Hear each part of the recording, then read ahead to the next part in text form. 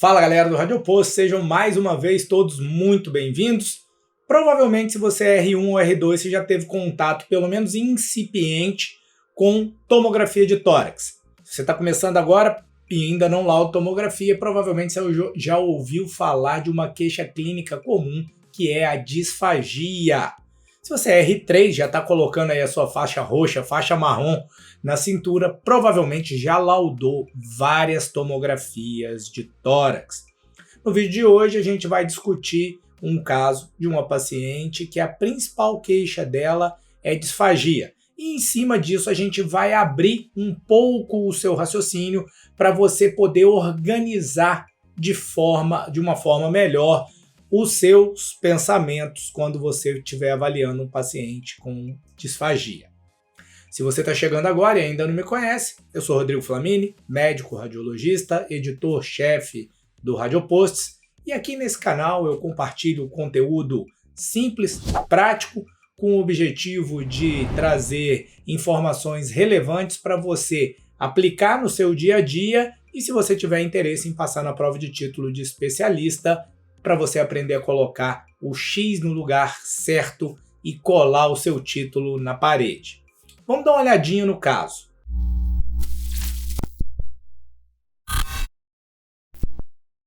A maioria das vezes que a gente pega uma tomografia de tórax, você vai ter ali 2, 3 janelas para analisar, que é a janela de mediastino, que é essa que eu estou mostrando, a janela de pulmão, e é sempre importante você dar uma olhada na janela óssea, principalmente os pacientes mais idosos, que têm fragilidade óssea, às vezes estão com uma queixa de dor torácica inespecífica e você vai acabar encontrando uma fratura de costela, vai acabar encontrando uma fratura de corpo vertebral.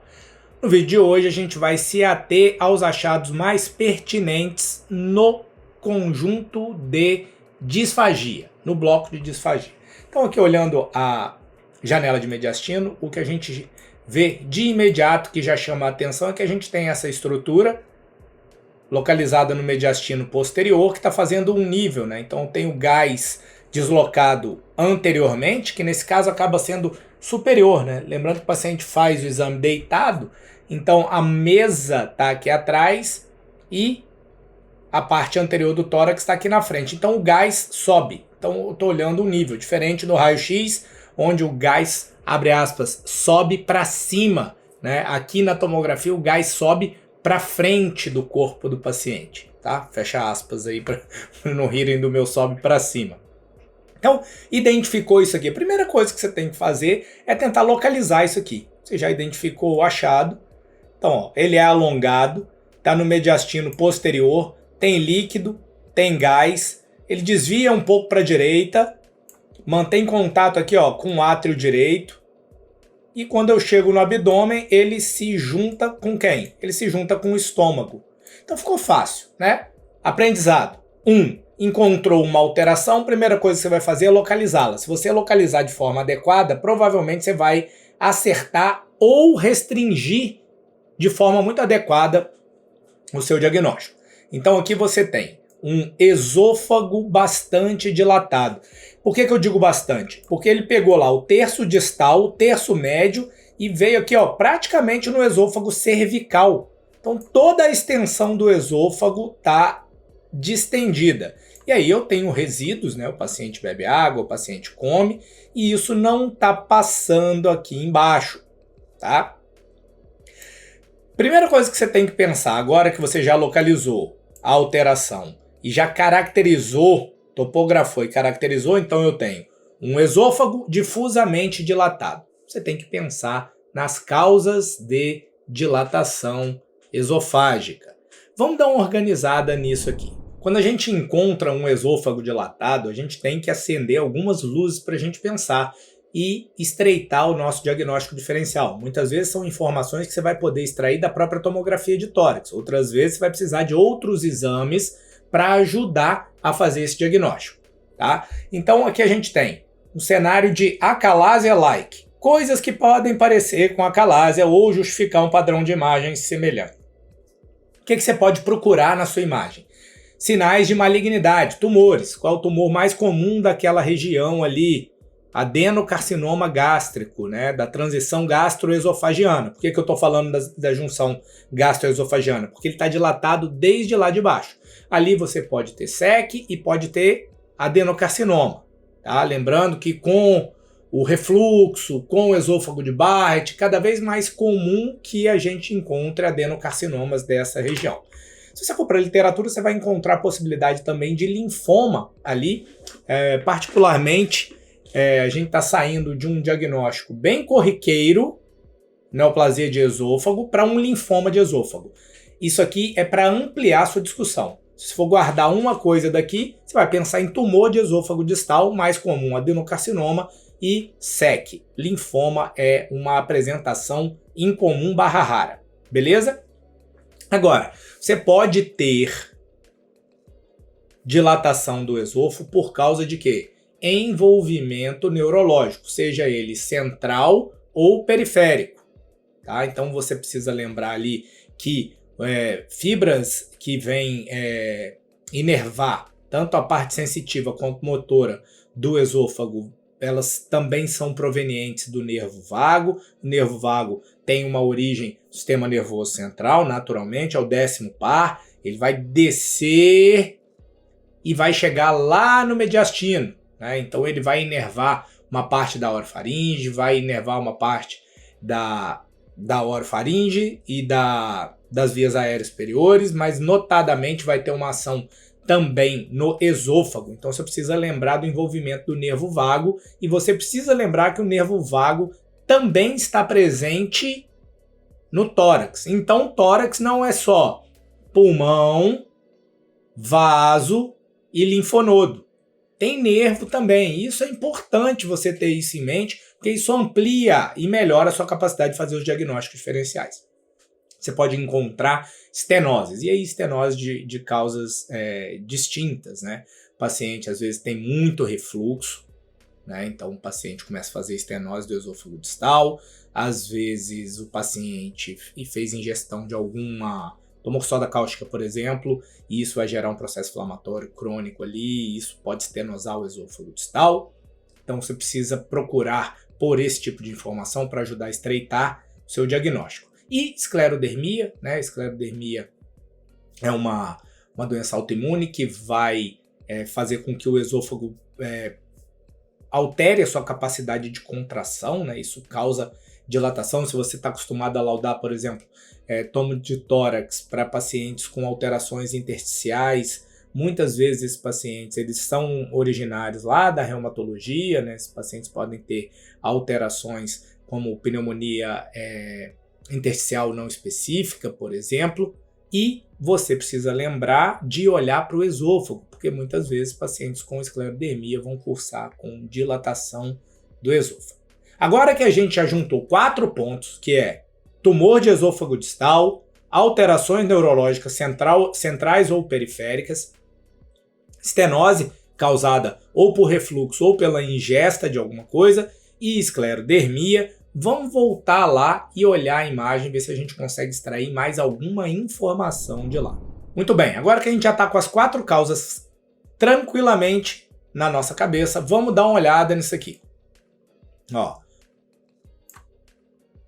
Então eu não tenho uma hérnia aqui para justificar, aí vamos para o ponto clínico, né? O paciente não tem relato de refluxo e de pirose, e o paciente não fez uso de soda cáustica, tá? Então você estreitou o dado clínico. Beleza, agora que você estreitou o dado clínico é que sobra. Melhor cenário é que a gente tivesse o quê aqui? Uma injeção de contraste para a gente avaliar, contraste venoso, para a gente avaliar se tem alguma alteração do realce aqui para a gente pensar em um tumor. Mas dicas que você pode ter é procurar por borramentos da gordura e procurar por linfonodopatias nessa região. Nem sempre você vai encontrar uns linfonodos grandões, tá? Mas aqui não é local de você ter linfonodo de 6, 7 milímetros, então fica a dica aí de você sempre que pensar em uma hipótese de tumor, procurar por linfonodos. São dados que vão aumentar a sua segurança. Então, do ponto de vista prático, olhando para essa tomografia, não estou vendo nenhum tumor aqui para justificar. Vou excluir por completo? Lógico que não, mas eu reduzo a minha probabilidade. tá? Então não é só porque você não exclui por completo que não pode funcionar no fluxograma para você estreitar o seu diagnóstico diferencial. Então, basicamente, até agora, a gente tirou o refluxo, tirou a causa mecânica, esclerodermia. Tá? Então, se a gente procurar por esclerodermia, não vejo nenhuma alteração pulmonar que faça pensar que esse paciente tem alguma causa reumatológica. O que me sobra? O que me sobra é causa neural. Causa neural, eu vou pensar em sistema nervoso central ou periférico. O que eu tenho aqui de sistema nervoso periférico? A gente falou do nervo vago. Tá, mas e o nervo vago aqui no mediastino? Aonde é que ele passa?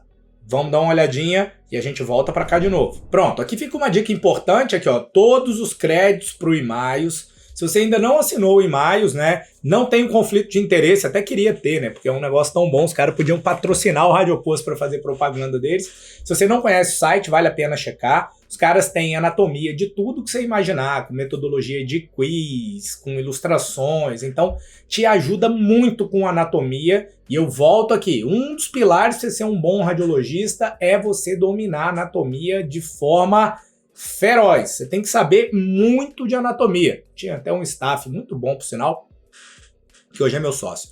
Ele dizia, nós não somos radiologistas, nós somos anatomistas. Então você não tem só que chegar no diagnóstico, você tem que dar todas as relações anatômicas da lesão. A melhor forma de você fazer isso é saber anatomia. Agora que eu já dei a moral para ele, vamos lá.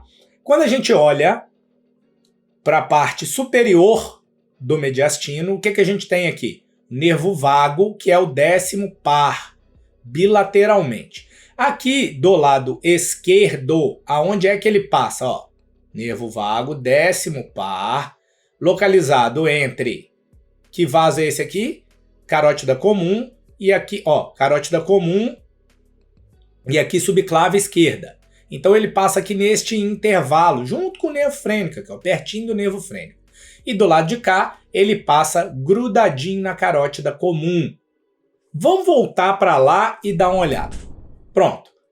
Alguém a essa altura do campeonato vai estar reclamando aí, não tem contraste na tomografia, então não vou ver vaso. Cara, você tem que ver, né? Então você tem que estar acostumado aqui com a crosta da aorta, com as 3 Marias, carinhosamente apelidadas, né? Então, tronco bracocefálico, que vai dar a subclávia direita e a carótida comum direita, carótida comum, que é o segundo ramo, e subclave esquerda.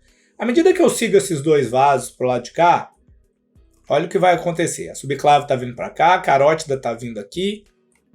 E olha o que acontece aqui na transição cérvico-torácica, no nível da fossa supraclavicular esquerda.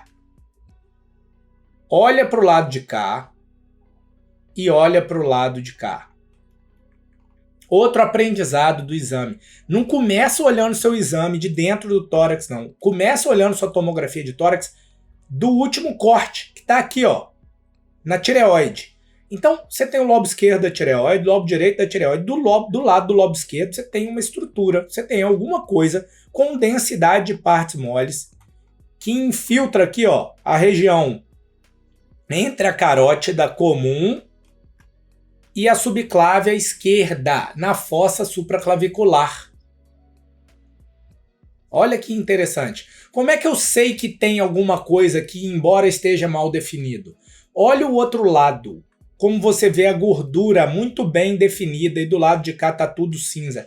Ah, Rodrigo, mas não tem contraste, não posso falar. Aí dica pra vida, né? Se você quiser fazer uma radiologia de qualidade, se você é residente e é daqueles que não quero ficar lá na máquina, fica com preguiça de acompanhar o biomédico, o técnico lá na máquina, tem muita coisa para você aprender, você pode protocolar esses exames. Por exemplo, você está no serviço público, na residência de serviço público, está liberando os exames, viu um negócio desse aqui, o que você vai fazer?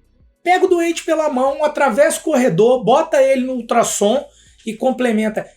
Rodrigo, não tem pedido. Cara, você vai ficar mais amarrado nisso onde houver um conflito com a fonte pagadora, tá? Nesse cenário, você vai conversar com o paciente, explicar o que você vai fazer, que você vai complementar o exame, não tem perigo para o paciente, então não tem exposição à radiação ionizante, você leva ele no ultrassom, e aí você vai fazer o quê? Vai caracterizar melhor essa lesão da fossa supraclavicular esquerda e vai acrescentar no seu laudo da tomo. Ó, levei o paciente no ultrassom porque eu vi isso, e aí as características da lesão são essa aqui. Então, quando a gente soma isso tudo, qual é o nosso entendimento do caso? Ao invés de você dar aquele relatório lá, esôfago dilatado em sua extensão, em toda sua extensão, contendo resíduos alimentares, predominantemente líquidos, blá blá blá blá blá, calibre de tanto, blá blá blá blá blá, e não deu a causa, vai fazer o colega pensar na causa. Se você analisar o exame inteiro, você vai colocar estudo e vai acrescentar lesão parcialmente incluída no exame, porque não pega ela toda, de avaliação limitada no estudo sem contraste, localizada na fossa supraclavicular esquerda, mantendo contato com ou ocupando a topografia do trajeto do nervo vago esquerdo, relacionada à dilatação do esôfago, e aí manda para o colega. Olha agora você gerando um valor absurdo no seu relatório. Espero que vocês tenham gostado do vídeo. Se você gostou, já sabe, dá aquele like no vídeo, confere se ainda está inscrito no canal. Disclaimer, todas as informações que a gente discute aqui têm o objetivo de multiplicar o conhecimento radiológico, ajudar os residentes a terem uma educação continuada, multiplicar o conhecimento através da divisão do conhecimento que a gente já adquiriu. Mas se você é paciente, é imperativo que você preste atenção nos próximos 30 segundos. Você não deve se autodiagnosticar, você não deve tentar interpretar sozinho os relatórios dos seus exames. Se alguém pediu o seu exame, é crítico que você leve o exame para o seu médico, para que ele possa lhe examinar, olhar os seus exames e aí sim tomar a melhor decisão para conduzir o seu caso. A gente se vê no próximo vídeo.